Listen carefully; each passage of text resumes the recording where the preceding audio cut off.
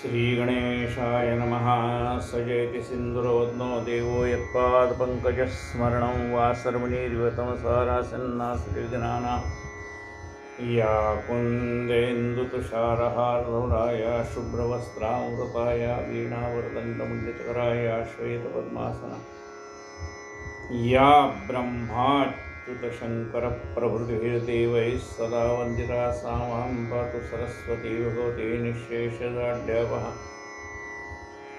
मूकं करोति वाचालं पङ्गुं लङ्घयते गिरिं यत्कृपातमं वन्दे परमानन्दं माधवं नारायणं नमस्कृत्य नरं चैव नरोत्तमं देवी सरस्वती व्यासं ततो जयमुद्रेतु वसुदेवसुतं देवं कंसचाणूरमकरं देवकी परमानन्दं कृष्णं वन्दे जगद्गुरुं। गुरुर्ब्रह्मा गुरुर्विष्णु गुरुर्देवो महेश्वरः गुरुः साक्षात् परब्रह्म तस्मै श्रीगुरवे नमः। श्रोता वक्ता श्रीराम समर्थ जय जय रघुवीर समर्थ साईनाथ महाराज की जय। आपण साई चरित्रातला तिसरा अध्याय वाचतोय। काल पहिला भाग झाला त्या ह्या प्रवचनातला आता तिसऱ्या अध्यायातला दुसरा भाग आपण प्रवचनात्मक रूपाने महाराजांच्या पुढे साईबाबांच्या चरणी निवेदन करतो आहे। श्री गणेशाय नमः। योग याग ध्यान धारणा करू जाता प्रयास नाना आयास न लगे या कथा श्रवणा एका अवधाना वाचणे ऐसी ही साईची कथा निर्मळ परिसोत सज्जन श्रोते प्रेमळ जळतील पंचमहापापे प्रबळ जातील समूळ विलयाला आम्हा भवपाशे जखडिले जेणे निज रूप हिडिले श्रवणे ते वेडे होतील ढिले स्वरूप पहिले लाधेल। आपल्याला ह्या भवपाशाच्या वेढ्यामध्ये आपण गुंतून पडलेलो आहे, पण जसजसं साईंची लीला आपण श्रवण करू तसतसे हे भवसागराचे एक एक वेढे आपोआप सुटत जातील। बंधनातनं आपण आपोआप सुटत जाऊ।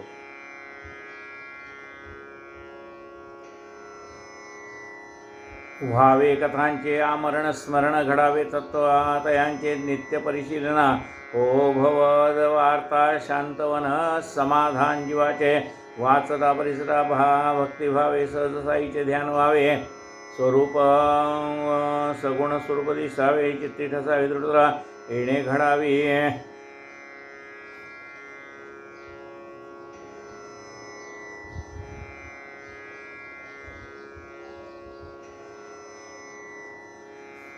आपण आता साई चरित्र अध्याय 3 ओवी क्रमांक 71 पासून वाचतो।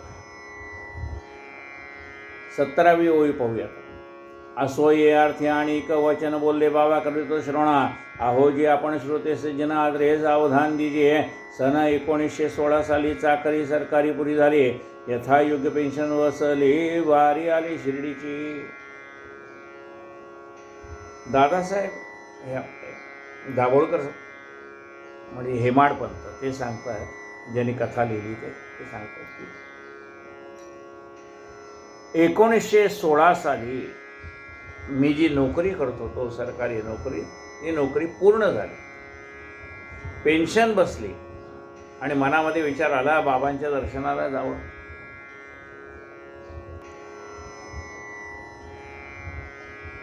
गुरुपौर्णिमेचा तो दिवस भक्त मिळाले गुरुपूजेचा आपणा स्वयंस्फूर्त विनविती बाबास अण्णा स्वयंस्फूर्ती विनविती बाबास करती शिफारसी भरिसा अण्णास माझी मोठी काळजी बाबांच्या समोर करती आजीजी याच्या वाढत्या संसारा माझी कृपा कराजी। याजवर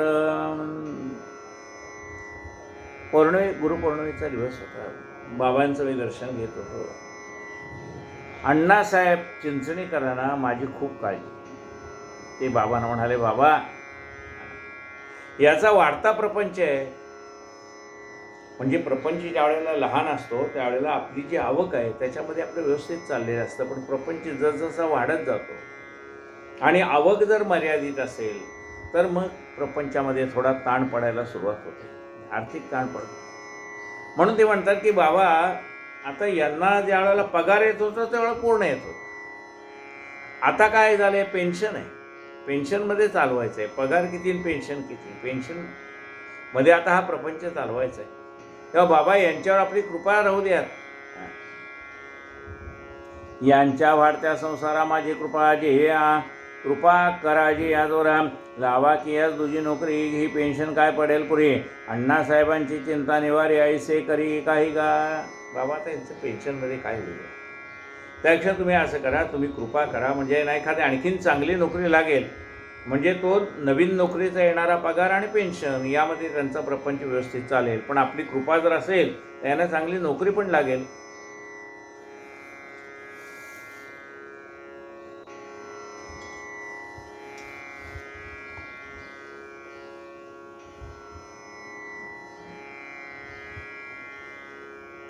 बाबा तवती प्रत्युत्तरी मिळेल मेली तयाच नोकरी करावी आता माझी चाकरी सुख संसारी लाधेल. बाबा म्हणाले, अरे आयुष्यभर प्रपंच केलायस, आता माझी सेवा कर, माझी चाकरी कर.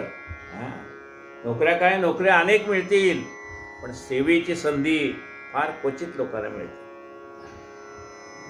प्रपंचाच्या मागे आयुष्यभर आपण नोकरी केलीच आहे.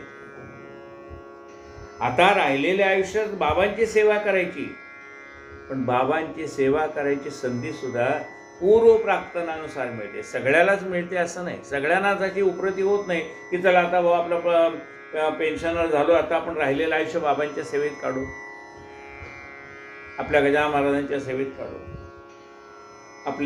आपलं जे आराध्य दैवत असेल त्याच्या सेवेत काढू, किंवा समाजाच्या सेवेत काढू. राहिलेलं आयुष्य आता सामाजिक कार्यामध्ये आपण गुंतवून घेऊ. अशी बुद्धी सगळ्यांनाच होत नाही. मग तो राहिलेला वेळ काय मनुष्य कसा कसा काढतोस. कुठं बागेत जा, कुठं फिरायला जा, कुठं अमुक ठिकाण जा, कुठं तमुक ठिकाण जा.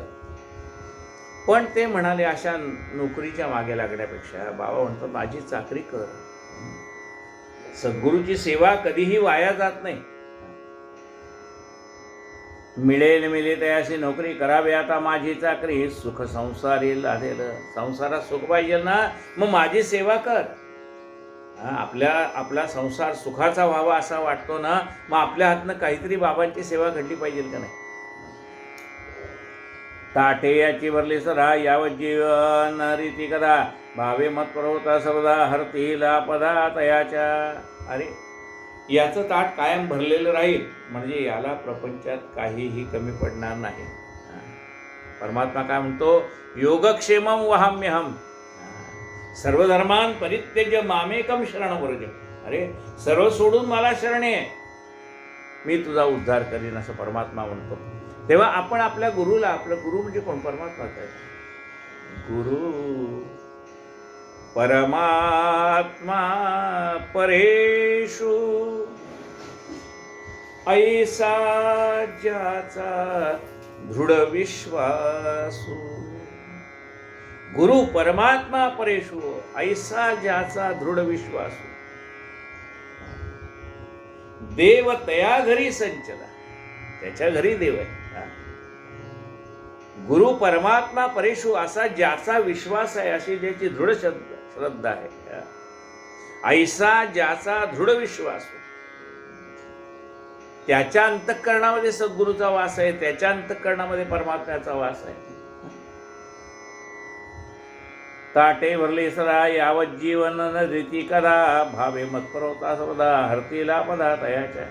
अरे त्याला अन्नाला काही कमी पडणार नाही. दुसरी गोष्ट राहिली, प्रापंचिक काही अडचणी आडी अडचणी काही आहे, माझ्या सेवेला लागले की त्या अडचणी पण परस्पर दूर होऊन जातील. काही केले काय झाले म्हणती जन, ते समजा चढले धर्माचरण दयाने वर्जले तयास पहिले. वर जावे समोर येता बाजूस जावे, महाभयंकर देशन जावे, त्यांच्या छायेने राहावे, पडत्या असावे कष्टाही. आचारहीन शीलभ्रष्ट विचारहीन कर्मनष्ट, देखो देखे ना जो इष्टनिष्ठ, केवी तो अभिष्ट पावेल. लागा बांध्या विणविशेषी कोणी नाही आपले पाशी, श्वान सुकर कामाशी हळहळ कोणाशी करू नये.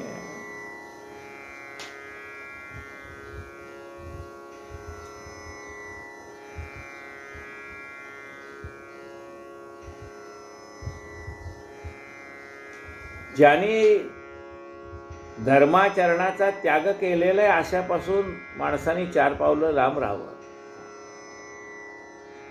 अशी माणसं म्हणजे ज्याला देव नाही, धर्म नाही, अशा माणसापासून आपलं 4 पावलं लांब राहावं. समोर येता बाजू जावे, महाभयंकर ते समजावे, त्यांच्या छाईसे राहावे, पडत्या असावे कष्टही. त्यांच्या संगतीत पण राहू नये म्हणाले. का? ते तर स्वतः देवाचं नाव घेणारच नाही, पण आपल्याला म्हणतील कशाला, कोणी सांगितलंय टाळकुटान, कोणी सांगितलंय देवाचं नाव घ्या, कोणी सांगितलं एवढं पायी पदयात्रा करा. म्हणजे ते स्वतः कुठं 4 पावलं चालून जाणार नाही, पण चालले असतील ना त्यांना विघ्न करतील. म्हणून अशा माणसापासून 4 पावलं दूर राहावं. स्वतः तर जात नाही, पण लोक चालले त्यांनाही जाऊ देत नाही. असल्या माणसाची संगत नसलेली वर्ग. आचारीन शीलभ्रष्ट विचारीन कर्मनष्ट, देखे ना जो इष्टानिष्ट, केवी तो अभिष्ट पावेल. ज्याला आपलं हित कशात हे कळत नाही त्याचं हित कसं होणार? अरे आपल्या जवळ येणारी माणसं काहीतरी ऋणानुबंधाने आलेली असतात. मग ते आपल्याजवळ येणारा कुत्रा असो, मांजर असो, सतत एखादा पक्षी आपल्या खिडकीत येऊन बसत असेल, मग त्यांचे आणि आपले काहीतरी गेल्या जन्मातले ऋणानुबंध असतात.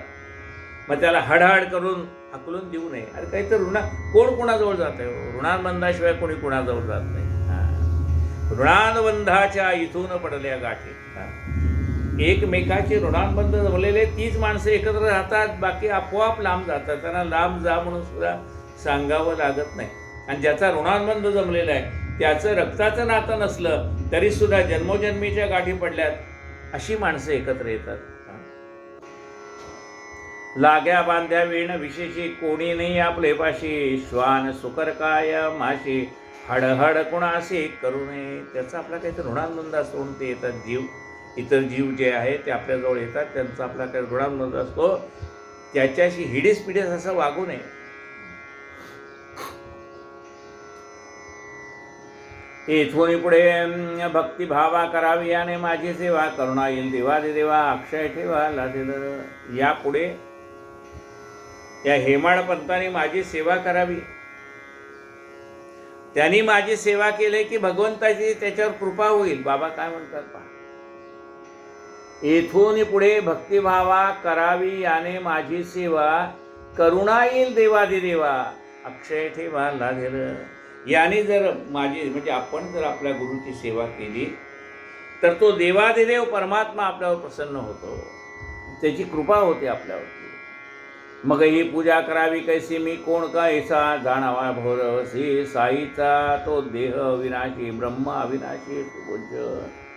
मग आता या आपल्या गुरुची सेवा कशी करावी ते सांगतात. तुला दिसणारा हा माझा पंचमहाभूतात्मक देह आहे ना, हा काही कायम राहणार नाही. काही काळापुरता मी हा देह धारण केलेला आहे, त्यानंतर हा देह अग्नीच्या स्वाधीन होईल म्हणा किंवा जमिनीच्या स्वाधीन होईल. म्हणजे हा जो नश्वर देह तुला दिसतोय ना, म्हणजे आपल्या गुरुचा आपल्याला दिसणारा हा पंचमहाभूतात्मक देह हा खरा नाही, हा काळाचं धन आहे. तो कधीतरी काळ घेऊन जाईल. म्हणून त्या आपल्या गुरुच्या देहावरती प्रेम करण्यापेक्षा गुरुतत्वावर प्रेम करावं. गुरुतत्व अविनाशी आहे. देह काय बघा, प्रत्येक वेळेला संत नाना प्रकारचे देह धारण करत असतात. त्यामुळे देह हा नाशिवंत आहे. मग आपण देहावरती प्रेम करण्यापेक्षा त्या सद्गुरु तत्वावर प्रेम करावं. काय म्हणतात पहा, साईचा देह तो विनाशी. अरे मी हा देह धारण केला ना, हा काही काळानंतर पुन्हा पंचमहाभूताच्या स्वाधीन होणार आहे. साईचा तो देह विनाशी, ब्रह्मा अविनाशी सुपूज्य. पण आतमध्ये असणारं ब्रह्म मात्र अविनाशी आहे. त्या अंतरंगावरती प्रेम करावं, त्या अंतरात्म्यावर प्रेम करावं, त्या सद्गुरु तत्वावर प्रेम करावं. ते तत्व अविनाशी आहे.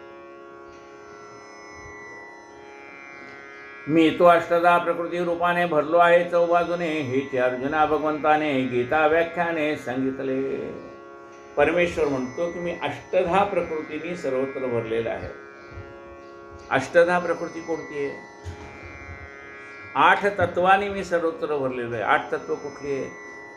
पृथ्वी, आप, तेज, वायू आणि आकाश ही 5 तत्व झाली. आणि सत्व, रज, तम ही 3 तत्व झाली. या अष्टधा प्रकृतीने मी ह्या सर्व विश्वाला व्यापून आहे.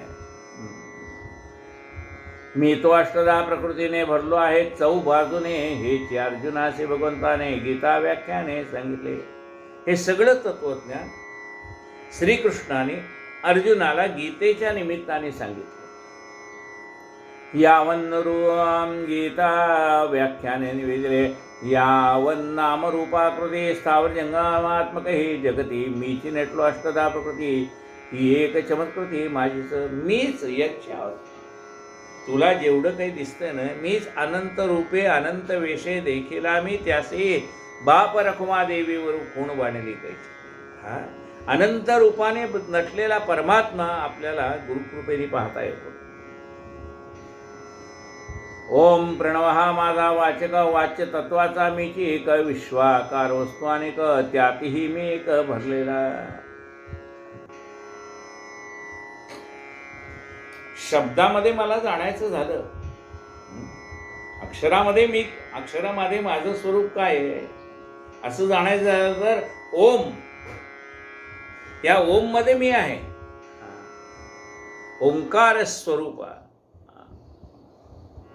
या ओंकार स्वरूपातनी ब्रह्मा विष्णू महेशाची निर्मिती झालेली आहे. म्हणजे ह्या जगाचं आदिबीज काय आहे तर ओम, या ओम पासून सगळं निर्माण झालंय. ओम नमोजी आद्या वेद प्रतिपाद्या, जय जय स्वसंवेद्या आत्मरूप. ज्ञानेश्वरीची सुरुवातच मुळात त्यांनी ओम नमोजी आद्या वेद प्रतिपाद्या, जय जय स्वसंवेद्या आत्मरूप.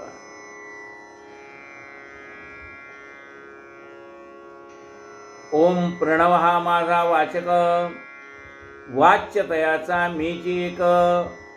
ओम पासून सुरुवात झाली सगळ्याची, तोही मीच आहे. म्हणजे परा पश्यंती मध्यम आणि वैखरी वाणी रूपाने सुद्धा मीच आहे असं परमात्मा म्हणतो. ओम प्रणव हा माझा वाचक, वाच्य तयाचा मीची एक, विश्वाकार वस्तू अनेक, त्यातही मी एक भरलेला. या विश्वामध्ये जे चैतन्य आहे ना, म्हणजे बघा मी चैतन्यामध्ये सुद्धा आहे आणि जडामध्ये सुद्धा. म्हणजे चालते चैतन्य, म्हणजे चालतं बोलते माणसं, त्याच्यामध्ये ते चैतन्य आहे म्हणून तर ते चालतंय बोलतं. आणि एखादी वस्तू जाग्यावर आहे म्हणजे आता हे समजा टेबल आहे किंवा काही आहे, हे आपण म्हणतो निर्जीव वस्तू आहे, त्यात जीव नाही असा. पण याच्यामध्ये सुद्धा जीव आहे. आपल्याला कसं कळतं की हे समजा आपण टेबल ओढत न्यायला लागलो कुठे, खरखर खरखर खरखर असा आवाज येतो. आपण म्हणतो अरे थांब रे बाबा. आपल्याला लगेच त्याच्यामध्ये असलेले चैतन्य जाणवतं. ते कसं आहे की गूढ रूपाने त्याच्यामध्ये वास करतं. आपल्याला ते जाणवतं की आहे ते चैतन्य आहे आणि ते गूढ रूपाने वास करतं, हे पण आपलं. पण हे सगळं कळायला गुरुची कृपा व्हावी लागते. तोपर्यंत आपल्याला ह्या सगळ्या गोष्टी असं वाटतं की ह्या खऱ्या आहेत का खोट्या आहेत, पण त्या खऱ्या आहेत. हे जसजशी आपल्यावर गुरुची कृपा होत जाईल तसतसं आपल्याला अनुभवाला येत जातं. आत्मभिन्न वस्तू नाही तेथे कामना कशाची पाही, मी जाऊगा ठाई ठाई भरलो काही दिशाने. एका आत्म्याशिवाय ह्या जगात काही नाही. मी सर्वत्र भरलेलो आहे. चराचरामध्ये माझंच अस्तित्व आहे. परिपूर्ण सर्वत्र येणे भावे, मी माझे हे जेथ विरावे, तया कामनीय काय असावे, सर्वी वसावे सर्वस्वी. माणसाचं काय जायला पाहिजे? बाबा सांगतात बघा, मी माझे हे सगळं निघून जावं असं म्हणतात. मी माझे जेथ विरावे, हे मी करतोय आणि हे माझं आहे हा भाव माझ्या मनातनं निघून जावा. स्वरूपानंदाने काय सांगितलंय? मी माझे मावळो सर्व, तू तुझे उगवो आता. देवा हा हे सगळं मी करतोय आणि हे सगळं माझं आहे. हा माझ्या मनातला असलेला अहंकार नाहीसा होऊ दे. बाबा काय सांगतात ते सांग. बाबा म्हणतायत हा तुझ्या मनातला मी हे करतोय आणि हे सगळं माझंच आहे हा भाव काढून टाक. का वरती जाताना जन्माला येताना काय आणलेस का म्हणले तू? नाही म्हणले काही आणलं नाही. बरं म्हणले वरती जाताना काही घेऊन जाणार आहेस का? म्हणले काही नाही. मग सगळं तुला कोणी दिलं? परमात्म्याने दिले ना. हां हे सगळं कोणी दिलंय आणि शेवटी तुला इथे ठेवून जायचंय, तेवढ्यापुरतं वापरायला दिलंय तुला. शेवटी जड झाले ओझे टाकून गेला, काही घेऊन जायचं नाही. बाबा म्हणतात तुला ज्याची गरज होती ते सगळे मी दिलंय, तेवढ्याचा वापर कर. आणि येताना रिकाम्या हाताने आलाय ना, तसं वरती जाताना रिकाम्या हाताने जायचंय, काही बरोबर घेऊन जायचं नाही.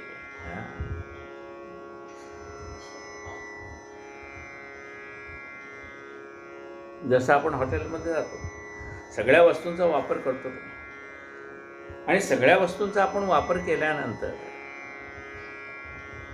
परत ज्यावेळेला हॉटेलातनं जातो त्यातले काही हॉटेलला एखादी वस्तू घरी घेऊन जातो का? नाही.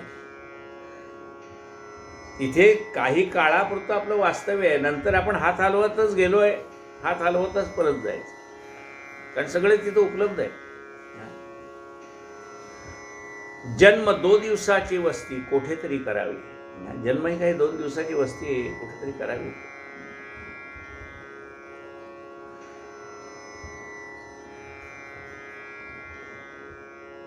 कामना या बुद्धीत उगवती आत्मयाशी संबंध न धरती. साई महाराज निजात्मूर्ती कामना स्फूर्ती तेथे कैची. कामना ह्या ज्या आहेत, कामना म्हणजे इच्छा वासना, यांची निर्मिती कुठे आहे? यांची निर्मिती मनात नाही. मनात असं वाटतं की हे मला पाहिजे, ते मला पाहिजे. कुणाला वाटतं? मनाला वाटतं. हे सगळे वस्तू समोर एखादी वस्तू दिसली की ती मला कशी मिळेल हा भाव कशात निर्माण होतो? आत्म्यात नाही, हा मनात निर्माण होतो. मग इच्छापूर्ती. आणि हे जे मन आहे हावभरी झाले, हे पाहिजे ते पाहिजे ते पाहिजे असं मन, म्हणजे हावरट म्हणतात तसं. एक मिळाली की त्याला समाधान मिळत नाही, लगेच त्याला असं वाटतं दुसरी मिळावी, त्याला लगेच वाटतं तिसरी मिळावी. म्हणजे अतृप्त आहे मन. सारखं अमुक झालं की ते मिळावं, एवढं मिळायला समाधान नाही आणि त्यामुळे दुःख होतं. मिळाल्यातला आनंद घेत नाही आपण. जे आपल्याजवळ नाही ते मिळवण्याच्यातच, अरे ते मिळव, पण आहे त्याचा तर आनंद घे ना. तू आहे त्याचा उपभोग घ्यायला त्याला वेळच नाही. तू सारखं नवीन काही मिळेल नवीन काही मिळेल याच्यासाठी. आणि एकदा गुरुची कृपा झाली की मग काय होतं, ही हाव थांबते. जे काही द्यायचं तो परमात्मा मला देईल. मन शांत होऊन जातं त्याचं.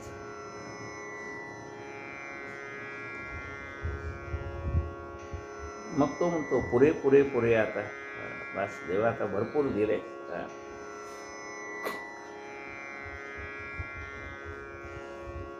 कामना या बुद्धीत उगवती आत्मयाशी संबंध न धरती. साई महाराज निजात्मूर्ती कामना स्फूर्ती तेथे कैची. साई बाबा निष्काम करतात आपल्या भक्ताला, कामना कसली. उलट आपल्या मनात आहेत त्या भावना अमुक पाहिजे हे कमी करून टाकतात, निष्काम करतात. कामना मना बुद्ध्यादी इंद्रिया सकट नवे मी स्थूल विराट नवे मी हिरण्यगर्भ प्रगट साक्षी मी जुनाट अनादी. विचार केल्यानंतर आपल्याला लक्षात येतं की मी कोण आहे. म्हणले तुमचं नाव काय? म्हणले अनंत आहे. अनंत नाव तुझं? अरे मग अनंत नाव तू जन्माला आलेला होता टाळायला होता का? नाही म्हणले, कोणीतरी मला ठेवलं आणि मग मी माझं नाव अनंत म्हणून सांगायला लागलो. म्हणजे ते नाव ठेवलेलं सुद्धा तुझं नाही. बरं हा स्थूल देह म्हणजे तू आहेस का? नाही म्हणाले, हा स्थूल देह माझा आहे. म्हणून KG मध्ये आपल्याला शिकवतात ना, त्याला म्हणतात माझं डोकं, माझं कपाळ, माझे कान, माझं नाक, माझे डोळे, माझा देह. KG मध्ये आपल्याला शिकवलंय. म्हणजे हे जे चिदानंद रूप शिवोहम शिवोहम हे कुठे आपल्याला KG मध्ये काय आहे? हा देह म्हणजे मी नाही. बरं म्हणाले बुद्धी म्हणजे तू आहे का? नाही म्हणले, माझ्या बुद्धीला असं वाटलं. म्हणजे बुद्धी सुद्धा मी नाही. मन नाही, मनात असं वाटलं, माझ्या मनाला असं वाटलं, मन सुद्धा मी नाही, मन बुद्धी चित्त काही नाही. आणि असा ज्या वेळेला आपण खोलामध्ये विचार करत जायला लागतो त्यावेळेला कळतं की मी कोण आहे.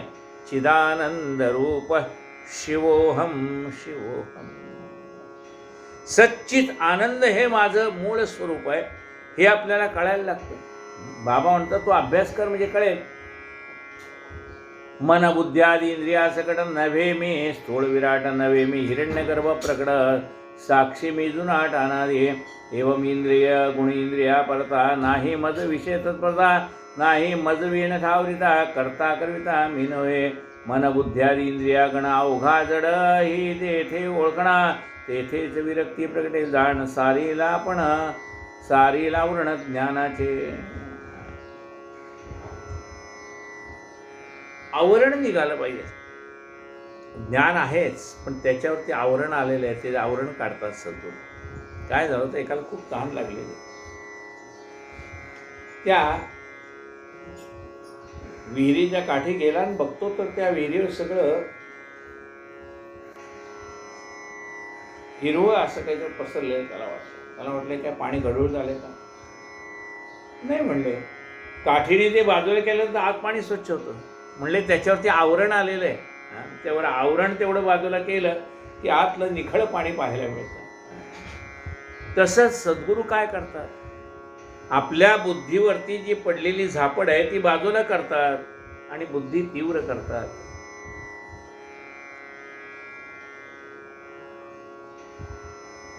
असं तत्वज्ञान ज्याला कळेल त्यावेळेला त्याच्या मनामध्ये विरक्ती निर्माण होईल आणि त्याच्या ज्ञानावरती पडलेलं जे काही आवरण आहे ते दूर होईल. सारी आवरण ज्ञानाचे स्वस्वरूपाचे जे विस्मरण तेची मायेचे अवतना शुद्ध पूर्णानंद स्मरण तेची तिमी चैतन्य गणरूप. आपल्याला काय झालं, आपल्या आत्मस्वरूपाचं विस्मरण पडलेलं आहे. म्हणून सारखं आपला हात पुढे असं देण्यासाठी आपला हात पुढे होत नाही, मागण्यासाठी हात पुढे. का? आपल्या आत्मस्वरूपाचं आपल्याला विस्मरण पडलेलं आहे. मागे एक गोष्ट सांगितली, पुन्हा सांगतो. एका राजाचा 3 वर्षाचा मुलगा कुंभमेळ्यामध्ये हरवला. पुष्कळ शोधलं पण सापडला नाही. 12 वर्षांनी पुन्हा कुंभमेळा आला. पुन्हा राजा त्या कुंभमेळ्याला आला. मनात एक वेडी आशा होती की मागच्या कुंभमेळ्यात आपला 3 वर्षाचा हरवलेला मुलगा आता 15 वर्षाचा झाला असेल, आपल्याला तो भेटेल. आता भेटणं कठीण होतं पण मनामध्ये एक तळमळ होती की भेटावा म्हणून. एवढ्या आता कुंभमेळ्याला गर्दी किती प्रचंड होती, त्यात काय हरवलेला मुलगा कसा मिळणार. बरं 3 वर्षाचा असताना हरवलेला तो आता आपल्याला कसं ओळखणार, आपण त्याला कसं ओळखणार. पण मनात एक वेडी आशा होती आणि तो राजा दानधर्म करत होता. दानधर्म करता करता ते भिकारी बसले होते, त्या भिकाऱ्यांच्या याच्यात टाकत चालला. तो 15 वर्षाचा एक मुलगा तिथे भीक मागत होता, त्यालाही त्याने काहीतरी दिलं आणि त्यांनी घेण्यासाठी त्या मुलाने हात पुढे केल्यावर त्याच्या हातावर असलेलं जन्माची खूण राजाने पाहिली आणि प्रधानाला दाखवली. बघ म्हणले, आपला जो हरवलेला मुलगा होता 3 वर्षाचा, त्याच्या हातावर अशीच खूण होती, जन्मखूण. हा मनुष्य कोण आहे, जरा चौकशी कर. प्रधानाने लगेच विचारलं, तू कोण आहे? तो मी भिकाऱ्याचा मुलगा आहे. मग लगेच कुणाचा मुलगा आहे त्याचा शोध घेतला, त्याच्या आईवडिलाचा. त्याच्या आईवडिलाला विचारलं प्रधानाने, हा मुलगा तुमचा आहे, खरं सांगा नाही तर राजाशी गाठे. काय खरं आहे वस्तुस्थितीचं? नाही म्हणले, मागच्या कुंभमेळ्यामध्ये 3 वर्षाचा मुलगा आम्हाला हरवलेला भेटला. आता आम्ही भीक मागणारी माणसं, पण आम्हाला दया आली आणि त्याच्या अंगावरचे सगळे राजवस्त्र आम्ही काढून ठेवली आणि आमच्यावरच त्याला भीक मागायला घेऊन जात होतो. त्यामुळे 3 वर्षापासून भीक मागायची सवय याला लागलेली आहे. हा भीक मागेल नाही तर दुसरं काय करायचं. आम्ही गरीब माणसं आहेत, आम्ही काय भीक मागायचं दुसरं करू शकतो.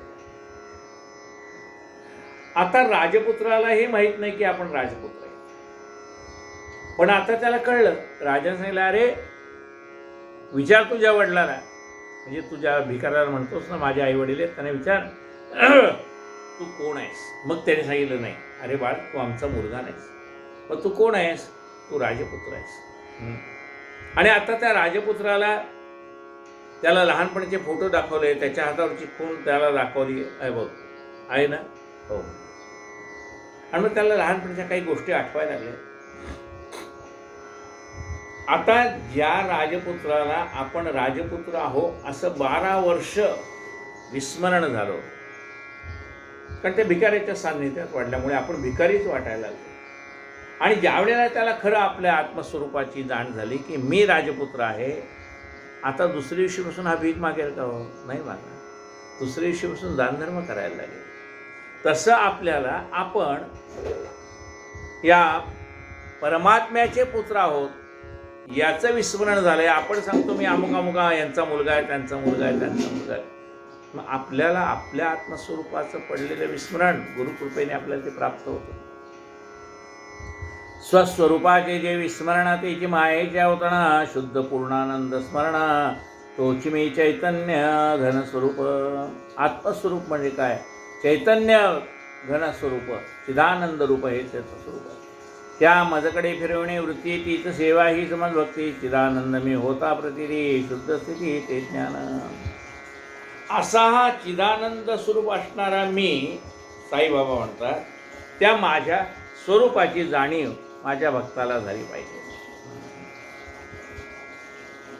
की मी बाबांच्या देहावरती प्रेम करण्यापेक्षा बाबांचं जे नित्य सच्चित आनंद असं स्वरूप आहे त्या सच्चित आनंद स्वरूपावरती मी प्रेम करणं. बाबा म्हणतं हे जेव्हा त्याला कळेल की माझ्या जडदेहावर प्रेम करण्यापेक्षा चैतन्य रूपावर प्रेम करावं, हे जेव्हा त्याला कळेल, ते कधी कळेल? त्या मजकडे फिरवणे वृत्ती तीच सेवा तीच मज भक्ती, तीच माझी सेवा आहे, तीच माझी भक्ती. चिदानंद मी होता प्रतीती शुद्ध स्थिती ते ज्ञान. मी सच्चित आनंद, मी परब्रह्म परमात्मा आहे, हे त्यावेळेला त्या माझ्या भक्ताला कळेल. तीच ज्ञानाची परमावधी आहे. नित्य शुद्ध बद्ध मुक्त अयमात्मा ब्रह्म, प्रज्ञा परज्ञानानंद ब्रह्म, जगन्मिथ्यत्वे जगत भ्रम, सत्यत्वे ब्रह्म तोहामी. अयमात्मा ब्रह्म, मी ब्रह्मस्वरूपच आहे याची आपल्याला जाणीव झाली पाहिजे. अयमात्मा ब्रह्म, प्रज्ञानमानंद ब्रह्म. प्रज्ञान आपल्याला विशेष प्रकारचं ज्ञान म्हणजे आत्मस्वरूपाचं ज्ञान होणं हेच ब्रह्म आहे. जगन मिथ्यत्वे जगत भ्रम, जगन मिथ्या ब्रह्म सत्यम, ब्रह्म सत्यम जगन मिथ्या, हे ज्ञान आपल्याला होणं महत्त्वाचं आहे. सत्यत्वे ब्रह्म तो हा मी. खरं पाहायला गेलं तर ब्रह्म कोण आहे? बाबा म्हणतात मीच ब्रह्म आहे. हां. नित्य शुद्ध बद्ध मुक्त वासुदेव अहमोमन्वित मोहमन्वित सत्य श्रद्धा भक्ती सहित पूजन स्वहित. हे माझे मी नित्य शुद्ध आहे, वासुदेव मीच आहे, याचं ज्ञान माझ्या भक्ताला झालं पाहिजे. ऐसे मी कोणते समजून करावे माझे यथार्थ पूजन, वरी व्हावे अनन्य शरण जावे समसून मज माझे. अशा रीतीने बाबा म्हणतात मी कोण आहे हे त्यांनी जाणून घ्यावं आणि मग माझी पूजा करावी. ऐसा मी कोणते म्हणजे मी परब्रह्म हे जाणून माझी पूजा करावी. ऐसे मी कोणते समजून करावे माझे यथार्थ पूजन, वरी व्हावे अनन्य शरण जावे समरसून मज माझी. आणि आपण हे आपल्या स्वरूपामध्ये मिसळून जावं. नदी जाता समुद्रा शरण येईल का ती पुन्हा परतो न, उरेल का वेगळे नदीपण देता लिंगन अर्णवा. नदी समुद्राला मिळायला जाते आणि समुद्रमय होऊनच जाते. तसे जे भक्त मला शरण येतात ते मीच होऊन जातात, माझ्या स्वरूपामध्ये विलीन होऊन जातात. बाबा काय म्हणतात? यद्गत्वा न निवर्तन्ते तद्धाम परमं मम. जिथे गेल्यानंतर मनुष्य परत येत नाही ते माझं ठिकाण आहे. बाबा म्हणतात जे मला शरण आले ते माझ्यामध्ये समरस होऊन जातात. स्नेहयुक्त कार्पास वाते भेटो जाता दीपक ज्योती, स्वय पावे दिव्य दीप्ती तैसे गती संतपती. एरवी काय हो? कापूस आहे आणि ते तेलात म्हणा तुपात म्हणणे बुडवला की त्याची वात झाली तयार, आणि ती वात अग्नीच्या संपर्कात आली की कोण झाली? अग्नी झाली. एरवी आधी काय होता? कापूस होता. एरवी आधी काय होतं, तेल तूप होतं, ते एकत्र आलं, त्याला त्याचं ज्योतिषी संपर्क आल्यावर ते त्याचं रूपांतर कशात झालं, ज्योतीमध्ये रूपांतर झालं. म्हणजे त्याचं कापूस पण निघून गेलं, तेल पण निघून गेलं, तूप पण निघून गेलं, आणि ते राहिलंय काय, त्याचं स्वरूप ज्योतिष स्वरूप तो झाला. स्नेहयुक्त कार्पासवा ते भेटू जाता, दीपगत ज्योती स्वय पावे दिव्य दीप्ती, तैसे गती संदपती. अल्ला मालिक चैतन्य गण याविण चिंता, याविण चित्ता नाही चिंतन, शांत निरपेक्ष समदर्शन, तयाची मी पण ते कैचे. बाबांनी म्हणायचं अल्ला मालिक, म्हणजे तो परमात्मा सर्व करतोय हा त्यांचा भाव होता. म्हणजे करत होते बाबाच होता. सगळ्या जगाचं कल्याण कोण करत होते, बाबा. पण म्हणत होते काय, अल्ला मालिक. हां, म्हणजे तो परमात्मा सर्व करून घेतो. म्हणजे पाहत तिथे अहंकाराला जागा कुठे. अल्ला मालिक चैतन्यगण यावेण चित्ता नाही चिंतन. बाबा म्हणतात माझ्या मनामध्ये जसं हे चिंतन आहे की सर्व देव करून घेतो, तसं माझ्या भक्तांच्या मनामध्ये सुद्धा हे चिंतन असलं पाहिजे की सगळं परमात्मा करून घेतो, मी केवळ निमित्त आहे. अल्ला मालिक चैतन्यगण यावेण चित्ता नाही चिंतन, शांत निरपेक्ष समदर्शन, तयाचे मी पण ते कैचे. अशा रीतीने सर्व देव करतो असं म्हटल्यानंतर त्याच्याजवळ मीपणा कुठून राहील. निर्ममत्व निरहंकृती निर्द्वंद्व निष्परिग्रह स्थिती, याही 4 गुणांची दैव असती, मी पण ते तै कैची. आपला मीपणा जाण्यासाठी काय झाले पाहिजे. आपल्याजवळ मीपणा आहे, हा मीपणा नाहीसा होण्यासाठी कशी वृत्ती आपली झाली पाहिजे ते सांगतात. निर्ममत्व, कुठल्याही माया मोहामध्ये गुंतून पडायचं नाही. का, भगवंताने अर्जुना सांगितलं, अर्जुना तू जर मोहात गुंतून पडशील तर काय होईल. मोही फसता मुकशील वीरा, भक्तीच्या मार्गा, इह परलोकी अशांतीने तव विक्रम झुकविल माथा. अर्जुना, मोही फसता मुकशील वीरा, मुक्तीच्या मार्गा. जर मोहात फसशील तर धड इहलोकातलं सुख नाही, धड परलोकातलं सुख नाही. म्हणून निर्ममत्व, सगळी कर्तव्य कर्म करायची पण कशात गुंतून पडायचं नाही. निर्ममत्व निरहंकृती, भगवंताने मला या कामासाठी नेमलं आहे असं म्हणावं, आणि हे सगळं बाबा माझ्याकडून करून घेत आहेत असं म्हटल्यानंतर आपल्या कृतीचा आपल्याला अहंकार होत नाही, आपल्या कर्माचा आपल्याला अहंकार होत नाही. निर्ममत्व निरहंकृती निर्द्वंद्वत्व, निर्द्वंद्वत्व, दुसऱ्याविषयी दुजा भाव नसावा. सर्वत्र जे जे भेटे भूत ते ते मानिजे भगवंत, असा भाव निर्माण झाल्यानंतर कुणाबद्दल द्वेष राहील. निर्द्वंद्वत्व निष्परिग्रह स्थिती, निष्परिग्रह म्हणजे कुणाकडनं काही अपेक्षा करायची नाही. दुःख कशात आहे बघा, परिग्रहात. आपल्याला काही मिळावं याच्यामध्ये आपल्याला हवं आहे, ते नाही मिळालं की दुःख आहे. म्हणजे आपल्यासाठी कोणीतरी काही करावं ही अपेक्षा आहे, आणि त्याने ती गोष्ट केली नाही की दुःख आहे. म्हणजे आपल्याला काय आहे, आपल्याला अपेक्षा लोकांकडनं आहे. मी एवढं लोकांचं करतो, मग त्यांनी माझं केलं पाहिजे. ज्याने अपेक्षा धारण केली त्याला दुःखाला सामोरं जावं लागतं. म्हणून सांगतात तू तुझं कर्तव्य कर्म कर, अपेक्षा ठेवू नकोस. याही 4 गुणांची दैव असती, मीपणा स्थिती तै कैचे. तात्पर्य हे 8ही गुण साई अंगे, असरा संपूर्ण मीपणा स्थिती कैचे स्थान सेवू मीपण ते कैसे. साईबाबांच्या ठिकाणी सर्व गुण आहेत, त्यामुळे तिथं मीपणा नाहीच आहे. विश्वी वरले दयाचे मन तयाचाचे अंश, माझेही मीपण करावे साईपदी समर्पण, हीच संपूर्ण मम सेवा. विश्वी भरले दयाचे मन, ज्याचं मन ह्या विश्वाला व्यापून राहिलेलं आहे त्याचाच मी सेवक आहे. तो कोण आहे, विश्वंभर आहे. सर्व विश्वामध्ये व्यापून उरलेला कोण, साईबाबा. तो विश्वंभर आहे, आणि मी कोण आहे, त्याचा भक्त आहे. मी पण त्याचाच अंश आहे. मी पण या सर्वांशी तितक्याच प्रेमाने वागलं पाहिजे. विश्वी भरले दयाचे मी पण तयाचे अंश माझे, विश्वी भरले दयाचे मी पण तयाचाचे अंश माझेही मी पण. या विश्वामध्ये तो भरून राहिलेला म्हणून त्याला विश्वंभर म्हटलंय. मग जो ह्या सगळ्या विश्वामध्ये भरून राहिला आहे तो माझ्यामध्ये सुद्धा भरून राहिलाय का नाही, म्हणजे मी त्याचा अंश आहे.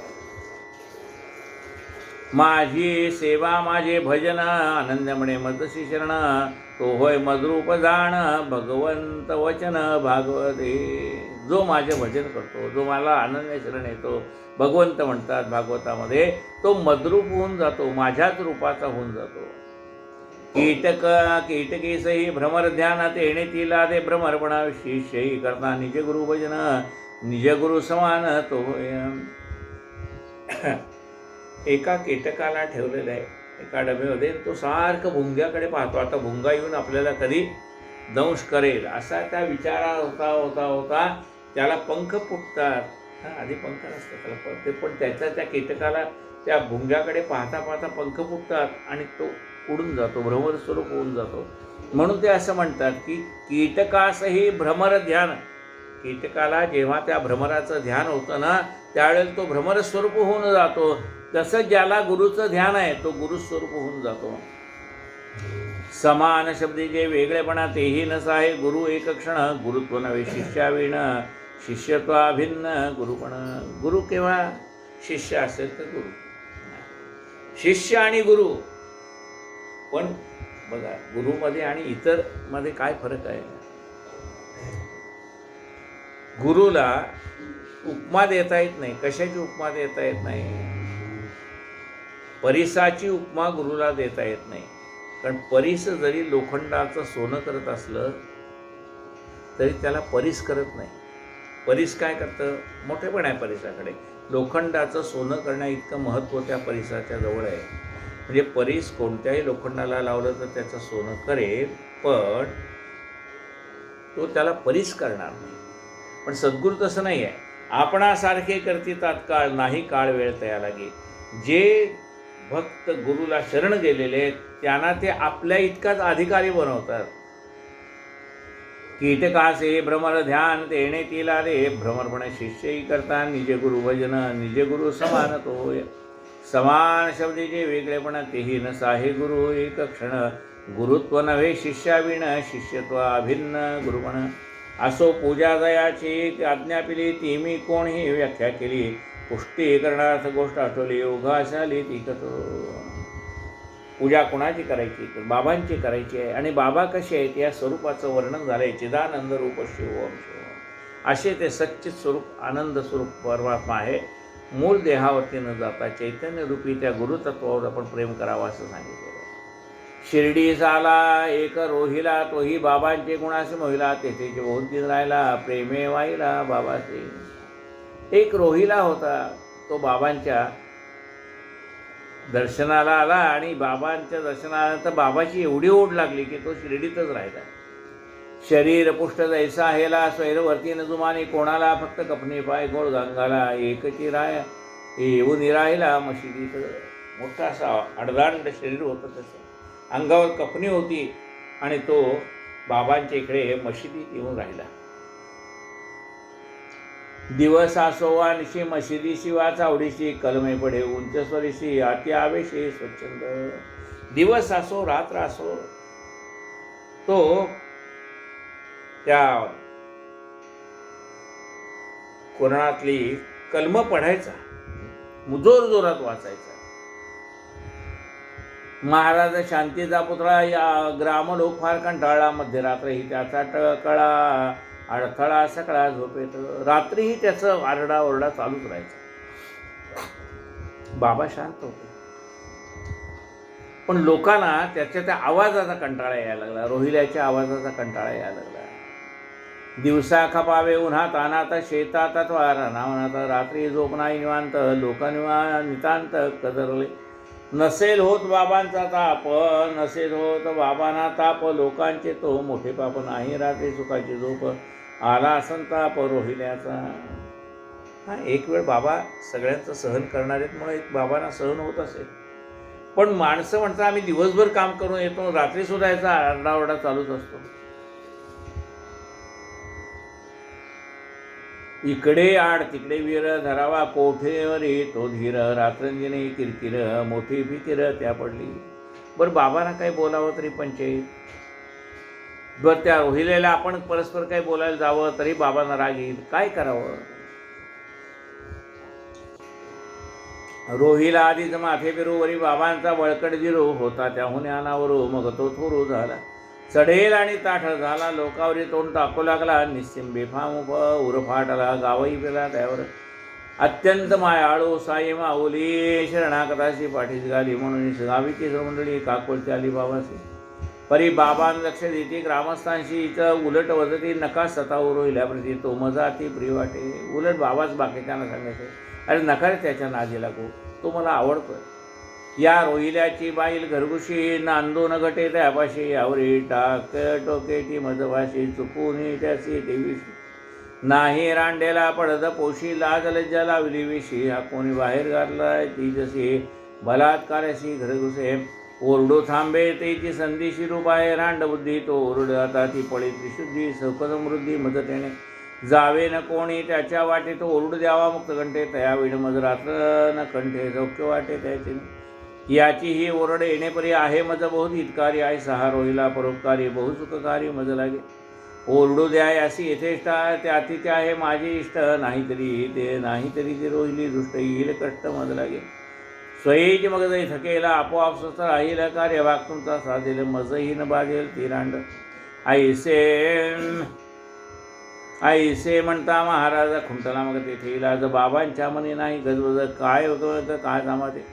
आधीच रोहिल्याशी उल्हास रिहा आला फाल्गुन मास. कलमे पडता कंठचोट असमसास भांडला. जन समस्त आश्चर्य आपन्न केवढे बाबा क्षमासंपन्न. जेणे व्हावे मस्तक भिन्न तेणेचे तल्लीन ते होते. लोकांना असं वाटतं बाबा म्हणे ते त्याच्या नादी लागू नका. त्याचं कर्म आहे ते त्याला भोगू द्या. कर्म भोगायचं आहे त्याचं त्याला ते भोगू द्या. आणि त्याचा मला काही त्रास होत नाही बाबा म्हणतात. उलट मला बरं वाटतं. आता विचार करा आपल्याला काही वेळेला असं वाटतं की घरामध्ये एवढा गडबड चालली असते आपलं मन एकाग्र कसं होणार. बाबा आपल्याला ते अनुभवाने दाखवून देतात की हा मनुष्य एवढा ओरडतोय तरी बाबांचं चित्त विचलित झालं नाही. हे बाबांना यातनं दाखवून द्यायचं. काय दाखवून द्यायचं आहे की आपण जे म्हणतो ना की काय करू घरात कुठे शांतता नाही मग माझं लक्ष कथेत कसं लागणार पूजेत कसं लागणार. अरे तू कशाला तिकडे लक्ष देतो. तू त्याच्याकडे लक्ष देऊ नको. तू तुझं काम कर. म्हणजे सगळ्या कोलाहलामध्ये आपलं मन शांत कसं ठेवायचं हे बाबांनी आपल्या कृतीतनं आपल्या भक्ताला दाखवून दिलं. प्रत्येक वेळेला उपदेश करावा लागत नाही. आपल्या कृतीतनं गुरु आपल्याला उपदेश करत असतात तो आपण जाणून घ्यायचा असतो. इतका हा आरडाओरडा करतोय तरी बाबांचं चित्त विचलित झालं नाही. बाबा म्हणतात हे असं आपण लक्षात ठेवलं पाहिजे की समाजामध्ये चांगली वाईट सगळ्या प्रकारची माणसं असणार. पण त्यामुळे आपण आपल्या डोक्याला ताप कशाला करून घ्यायचा आहे. आपलं मन शांत राहायला पाहिजे. बाकीच्या गोष्टीत आपण लक्ष घातलं तर डोक्याला ताप आहे. नाही घातलं तर काहीच ताप नाही.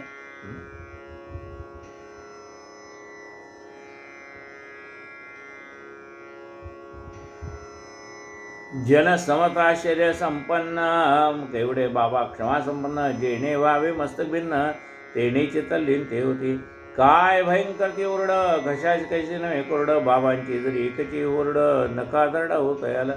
दिसा या रोहिला वेडा पिरपरी बाबावरी अत्यंत आदर. कलमे नित्य धर्मानुसार अर्थ निवड पडेल. वाणी हळवार किंवा मोठी कोणास याचा विचार कुठे सुरणा सवे उठाउठी गरजत उठी हरिनामा. त्याला त्या भगवंताच्या म्हणजे त्याच्या धर्माचा इतका चाळा लागलेला आहे. माझी मज झाली अनावर वाचा छंद या नामाचा घेतला असेल.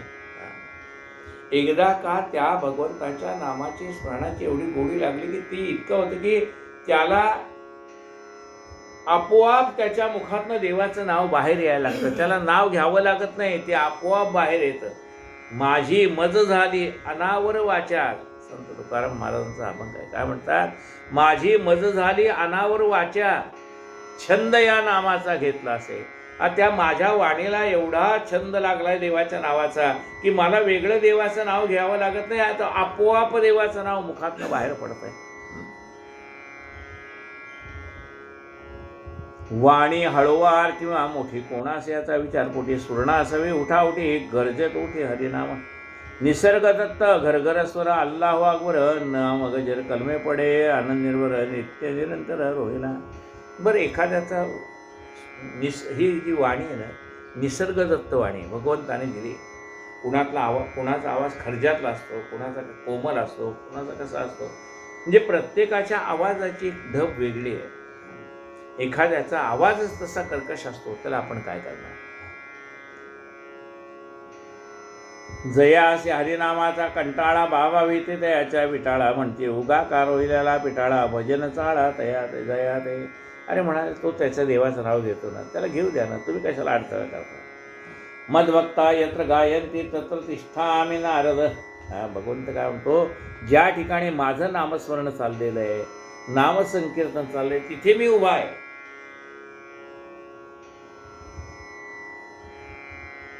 तेथे मी उभा. परमात्मा काय म्हणतो, मी त्या ठिकाणी उभा आहे की जिथे माझं नामसंकीर्तन चाललेलं आहे, तिथे मी उभा आहे.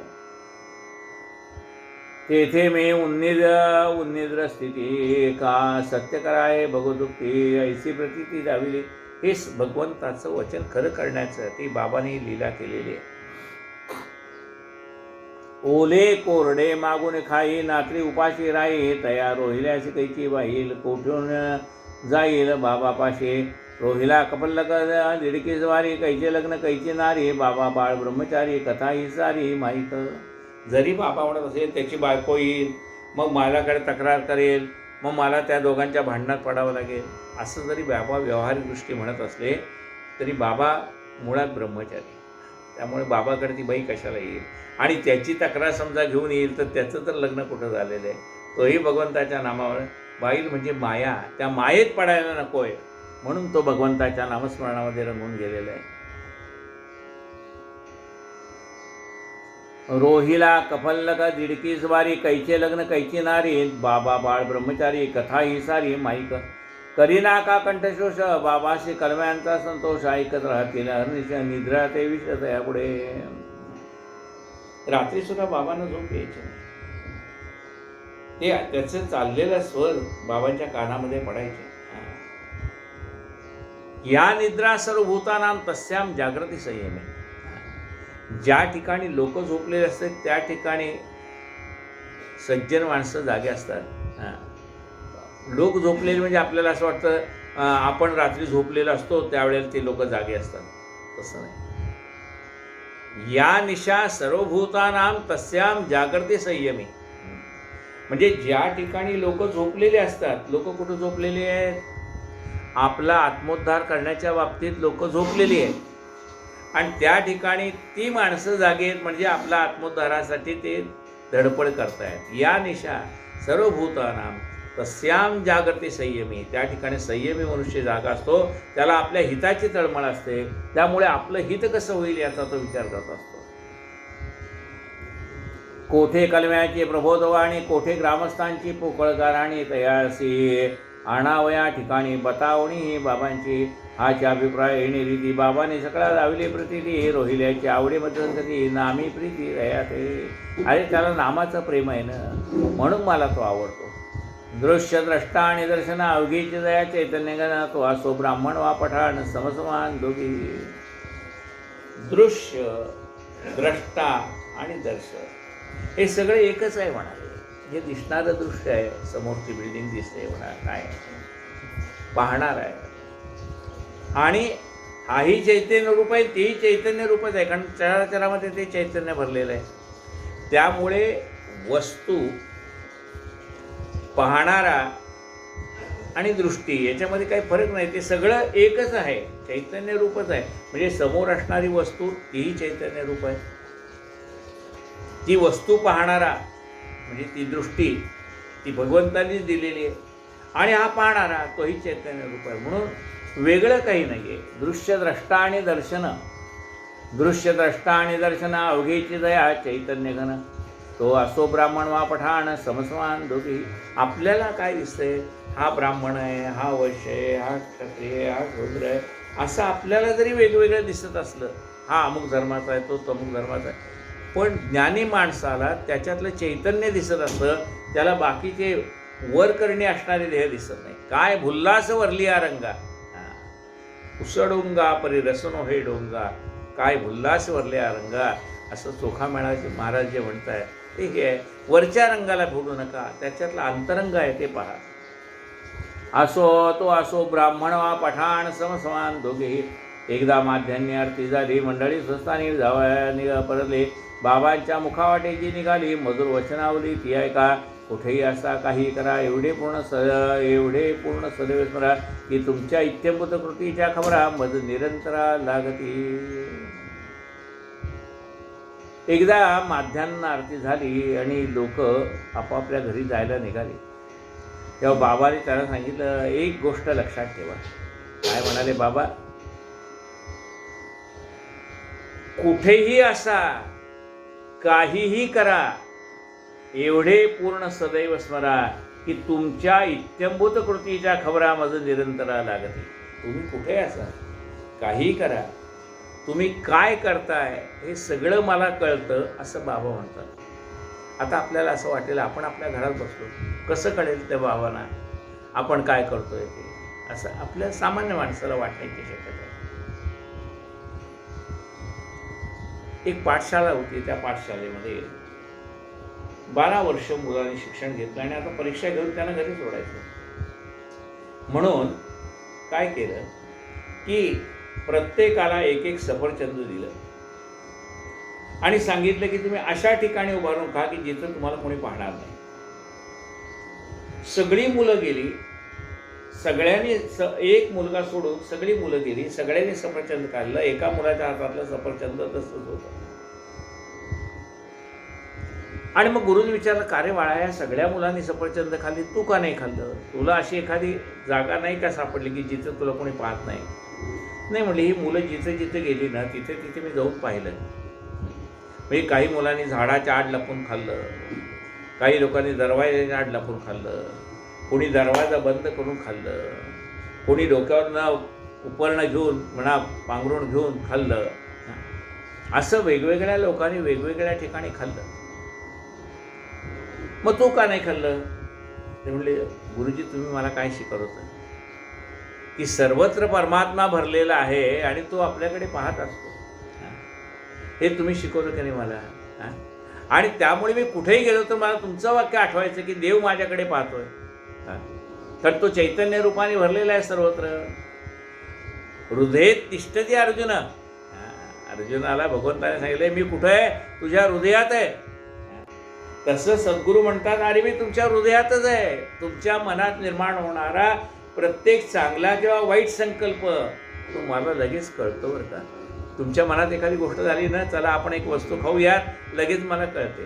तुम्ही काय खाता ते मला कळतं, तुम्ही काय बोलतात ते मला कळतं, तुम्ही काय करतात ते मला कळतं. कारण मी दुसरीकडे कुठे नाही, तुमच्या हृदयातच बसलेला आहे. त्यामुळे तुमच्या मनात एखादा विचार निर्माण झाला की तो लगेच मला कळतो. कुठेही असा स्वयंस्फूर्ती आणण्याची पृच्छा खरी, तथापि माझी इच्छा नव्हती. ऐसे नाही अनिच्छा प्रारब्ध भोगेच्याही नव्हे. माझ्याही पोटी नोकरी व्हावी, संसार निर्वाह सोय लागावे. साईही बोटाने गुळ दाखवे, परी पाजवी औषध.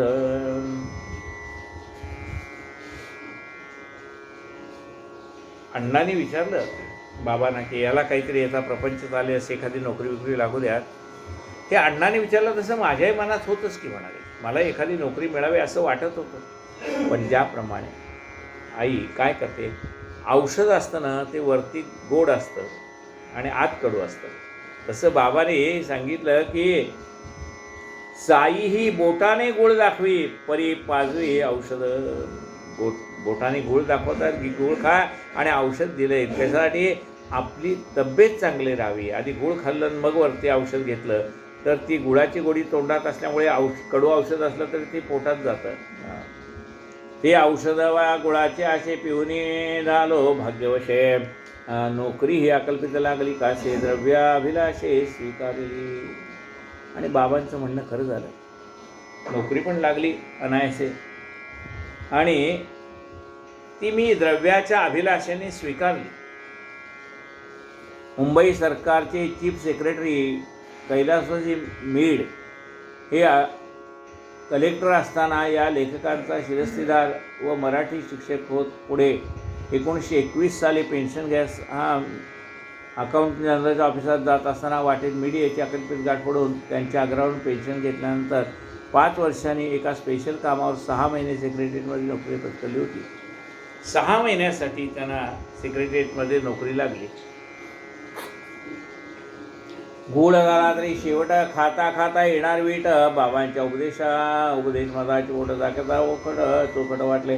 नोकरी नव्हती चिरस्थायी चालून गेली आलिया पायी, बाबाने बसवले ठाई जेठाई सौख्यान पायी भोगावया. ती काही नोकरी कायमची नव्हती. 6 महिन्यासाठी नोकरी होती, ती नोकरी संपली. पण मिळेल नोकरी असं म्हटले. ते बाबांचा शब्द खोटा होणार नव्हता. थोड्या वेळ का होईना पण याला नोकरी लागली. पण ते म्हणाले मला खरी गोडी होती ती बाबांच्या सेवेमध्ये. नोकरी नव्हती चिरस्थायी चालून गेली आलिया पायी, बाबाने बसवले ठाईचे ठाई सौख्यान अनपाये भोगावया. बाबाने मला एकाच जागी बसवलं. कशासाठी? हे सुख द्यायचं होतं बाबांच्या सेवेचं. हे विश्वाची संपूर्ण चराचर भगवत स्वरूपाचे साचार, परिभगवंत विश्वाहून परात्पर परमात्मा ईश्वर परपंचेशी अभिन्न प्रपंच ईश्वराशी भिन्न प्रपंच तेथून चेतना चेतना तया विष्णा भगवंताची पूजा स्थाने अष्टप्रकार असते जेणे प्रतिमा संधीला ध्यानाने सर्व तोडणे गुरुश्रेष्ठ. सर्वामध्ये श्रेष्ठ काय गुरु आहे. त्या गुरुची सेवा आपल्या हातनं घडावी असं आता हा गुरुचरित्रच आहे. समजा हे थोडं राहिलं तेवढं वाचून हा अध्याय पुरा करू. नोकरी नव्हती चिरस्थायी चालून गेली आलिया पायी, बाबाने बसवले ठाईचे ठाई सौख्यान पायी भोगावया.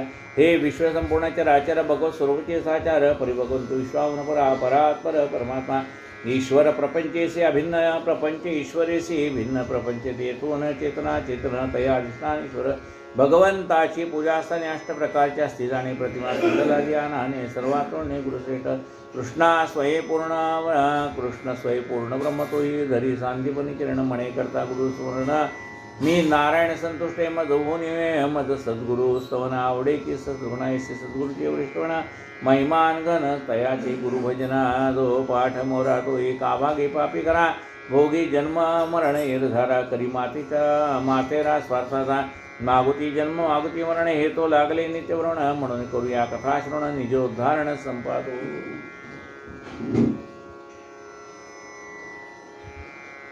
भगवंताची पूजास्थानं वेगवेगळी आहेत. म्हणजे भगवंताच्या नाना प्रकारच्या धातूच्या मूर्ती आहेत, दगडाच्या मूर्ती आहेत, लाकडाच्या मूर्ती आहेत, पेंटिंग काढलेलं असतं, चित्र काढलेलं असतं, असे अनेक प्रकार आहेत मूर्तीपूजनाचे. पण सगळ्यात श्रेष्ठ प्रकार कुठला आहे? आपल्या प्रत्यक्ष गुरुची पूजा करणं हा प्रकार सर्वात श्रेष्ठ आहे. जन्म मरणाच्या फेऱ्यातनं सुटायचं असेल तर गुरुला शरण जाण्याशिवाय दुसरा मार्ग नाही. संतमुखीच्या सहज गोष्टी या विद्येच्या तोडती गाठी, तारक होती अति संकटी म्हणून पोटी साठू. संतांचं काय माहिती का? सहज बोलणे हित उपदेश. ते एखादी गोष्ट सहज बोलून जातात आणि जीवाचं कल्याण करून जातात. संतमुखीच्या सहज गोष्टी या विद्येच्या तोडती गाठी, आपल्या मनामध्ये असलेला अज्ञानरूपी अहंकार ते काढून टाकतात. अविद्येच्या तोडती गाठी तारक होती अति संकटी म्हणून पोटी साठवून.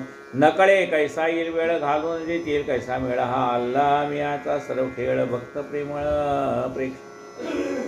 कशी वेळ घालून देतील, कुणाकुणाच्या गाठी घालून देतील आपल्याला कळत नाही. त्यांना एखादं कार्य करून घ्यायचं आहे ना, मग ते कुणालाही त्याची ना आपली गाठ घालून देतात. गाठीच नसता प्रज्ञाबळ काय म्हणावे दैव सबळ मी लादलो साई गुरुप्रवळ आई खेळ तयाचा. आणि माझ्याकडे काही संचित नसताना सुद्धा केवढी गुरुची कृपा की त्यांनी माझ्यावरती कृपा केली. निवेदले ग्रंथ प्रयोजन कथले मज जिल्हे ज्या श्वासन देणे मतपरत्व आणि वत्पूजन काय ते दिग्दर्शन झाले. आता आपण श्रोतेजन करा पुढील अध्याय श्रवण. समर्थ साईनाथाच्या अवतरण शिर्डीत कैसे झाले. लहान थोर तुम्ही सगळे साई चरित्र आगळे होऊन क्षणैक संसारा वेगळे परिसा भोळे भाविका. स्वये जरी निर्विकारी साई नट नाटके अवतारे वर्ते माया कार्यानुसारी जैसा व्यवहारे प्रपंच. हा परमात्मा कार्यानुसार निरनिराळे अवतार घेतो, त्यातला हा साईंचा अवतार आहे. समर्थ साई या अल्पवंत्रे ध्याती दयाची पदे पवित्रे हलवी जो भक्त भव मोक्ष सूत्रे पावन चरित्रे तयाची एवं पावन साई चरित्र वाची तयाचे पावन व श्रोत्याचे पावन श्रोत्र होईल पवित्र अंतरंग प्रेमे करता कथा श्रवण होईल बहु दुःखाचरण ओळेल साई कृपा घन प्रगटेल संपूर्ण शुद्ध बोध लय विक्षेप काशाय रसा स्वादय श्रवणापाय दूर सारा यंत्राय श्रवण सुखकारक होईल. लय विक्षेप असे नाना प्रकारचे आहे. म्हणजे श्रवणाआड विक्षेप येते, नाना जिन्सी सांगू किती. हां, श्रवणाच्या आड विक्षेप येतात. भरपूर आपण जेवण केलं आणि मग काय आलं, सुस्ती आली, मग म्हणतो जाऊ दे आता नको, नंतर ऐकू. म्हणून श्रवणाच्या आड काय आहेत, दुसरी एखादी गोष्ट ऐकली पुन्हाही विसरून गेली, असे नाना प्रकारचे विक्षेप या श्रवणाच्या आड येत असतात.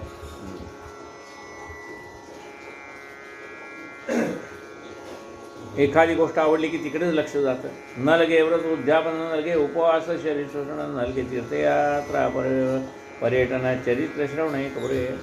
परमेश्वराच्या प्राप्तीसाठी नाना प्रकारची व्रत करणं, उद्यापन करणं, उपवास करणं, शरीराला त्रास देणं, तीर्थयात्रा करणं, एवढं सगळं करण्यापेक्षा कथाश्रवण करण्यासाठी यातलं एकही कष्ट कथाश्रवणाला पडत नाही. चरित्र श्रवण एक पुरे, नुसती कथा ऐकली तरी आपलं कल्याण होऊन जाईल. प्रेम असाव्या कृत्रिम, जाणले पाहिजे भक्तिवर्म, सहज लादेल परमार्थ परम, नासेल विषमा विद्या. प्रेम देवार्थी असावं, पण ते कृत्रिम नसावं, वरवरचं नसावं, अंतःकरणापासून प्रेम असावं. प्रेम असावे अकृत्रिम, जाणले पाहिजे भक्तिवर्म, भक्तीतलं वर्म आपल्याला कळलं पाहिजे. वर्म म्हणजे काय असतं बघा.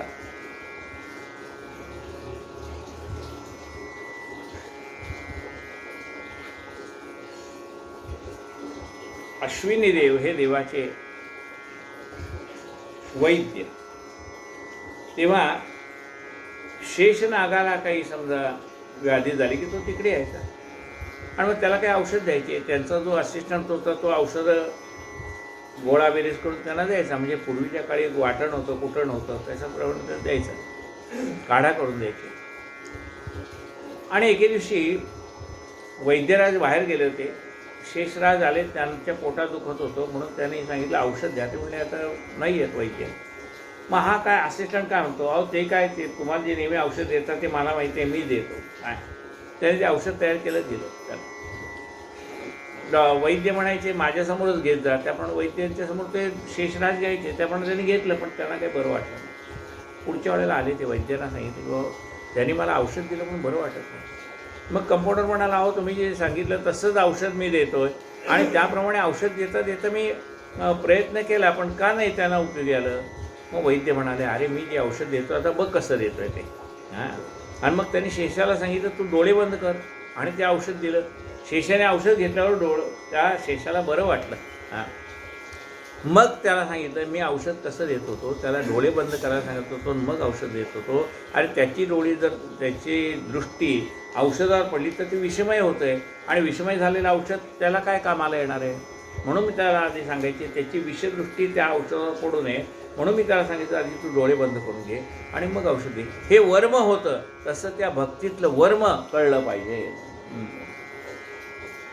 प्रेम असावे कृत्रिम, जाणले पाहिजे भक्तिवर्म, सहज लादेल परमार्थ परम, नासेल विषमा विद्या. न लगे इथं साधनेशी न करू हे साई चरित्र श्रवण, संचित आणि प्रेमाण अल्पप्रमाण हे नृ कृपण वावरो कवण्या ही गावा चित्तासमोर पुरलेला ठेवात आहे. सा जैसा तैसा निश्चितावा तैसा बसावा. कृपणाने एखादं धन कुठं काढून ठेवलेलं असलं, तो मनुष्य कुठेही गेला तर त्याचं लक्ष त्या धनावर असतं.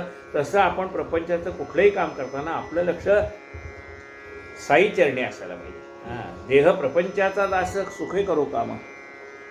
स्वस्ती श्री संत सज्जन प्रेरते हे भक्त हेमाडपंत विरचिते श्री साई समर्थ सच्चरिते ग्रंथ प्रयोजनानुज्ञापनम नाम तृतीयोध्याय संपूर्ण श्री सद्गुरु साईनाथार्पणमस्तु.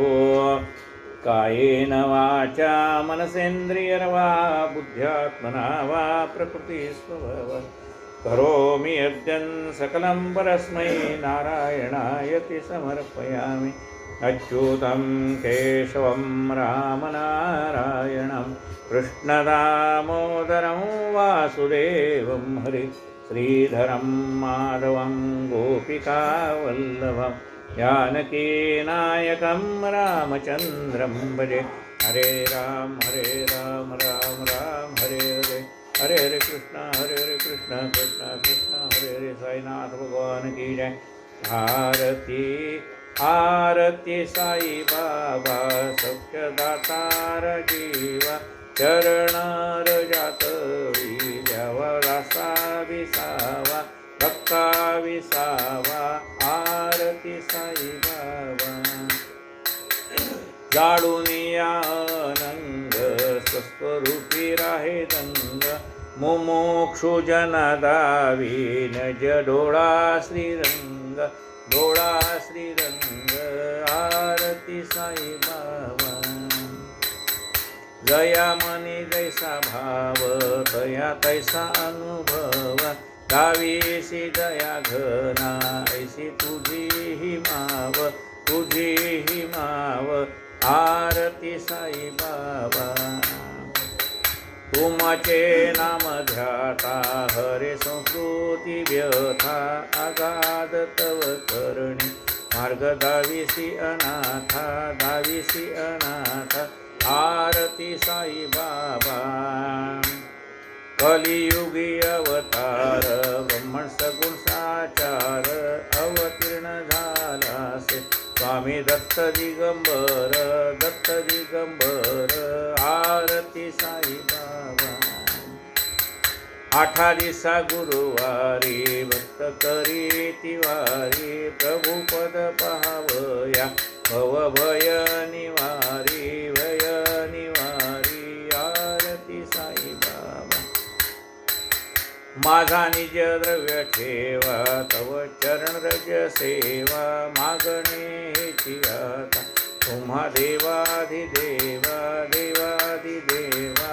आरती साई बाबा इच्छित दिन चतक निर्मल तोय निज सुख पाजावे माधवय सांभाळा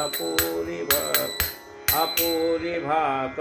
आरती साई बाबा आरती साई बाबा सौख्यदातार जीवा चरणार जातवी द्यावा दासा विसावा भक्ता विसावा। आरती साई बाबा घालीन लोटांगण वंदिन चरण डोळ्यानी पाहि रूप तुझे प्रेमे अलंघ्यन आनंद पूजन भावे वाळेन म्हणे नमा। त्वमेव माता पिता त्वमेव त्वमेव बंधु सखा त्वमेव त्वमेव विद्या त्वमेव त्वमेव सर्व कायन वाचा अच्युतं केशवं रामनारायणं सदा मोदकं वासुदेवं श्रीधरं माधवं हरे राम राम राम हरे हरे, हरे कृष्ण कृष्ण कृष्ण हरे हरे। सद्गुरु साईनाथ महाराज की जय।